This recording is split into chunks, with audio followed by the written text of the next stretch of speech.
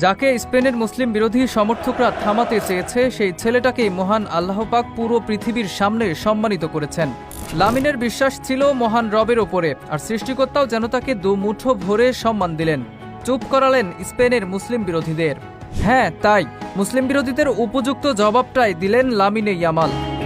মুসলিম হবার জন্য কত কটু কথা শুনতে হয়েছে লামিনকে। একটা সময় তো বলেই ফেললেন প্রয়োজনে তিনি ফুটবল ছেড়ে দেবেন, তবুও তার ধর্মকে কটু কথা বললে ছাড় দেবেন না। লামিনকে ফুটবল ছাড়তে হয়নি, বরং সব অবজ্ঞার জবাব এক রাতে দিয়ে দিয়েছেন। লামিনের এই জয়টা কি পুরো মুসলিম বিশ্বেরই নয়? স্পেনে যখন চলছে মুসলিম বিরোধী স্লোগান, তখন ফুটবল মাঠে মুসলিমদের হয়ে একাই লড়ে যাচ্ছিলেন বার্সেলোনা সেনসেশন। মোহাম্মদ সালাহর মতো তারকারাও তার পাশে দাঁড়ায়নি, কিন্তু লামিন একাই লড়েছেন। মূল ঘটনার সূত্রপাত সর্বশেষ ফিফা উইন্ডোতে মিশর বনাম স্পেনের ম্যাচে।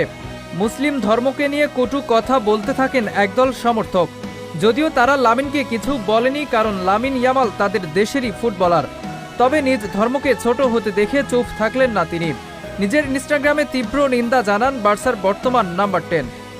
অথচ চাইলেন লামিন চুপ থাকতে পারতেন, কিন্তু ওই যে কথাগুলো মুসলিম বিরোধিতা লামিনের হৃদয়ে আঘাত করেছিল, তাই নিজ দেশের সমর্থকদের কড়া জবাব দিতে ভুল করেননি তিনি। এরপর থেকে আরও কঠিন পরীক্ষার সম্মুখীন হতে হলো।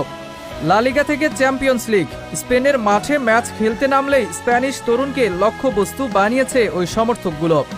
লামিনকে থামানোর চেষ্টা করা হয়েছে, কিন্তু মহান আল্লাহ পাকের ওপর বিশ্বাস রেখে শুধু সামনেই এগিয়েছেন তিনি।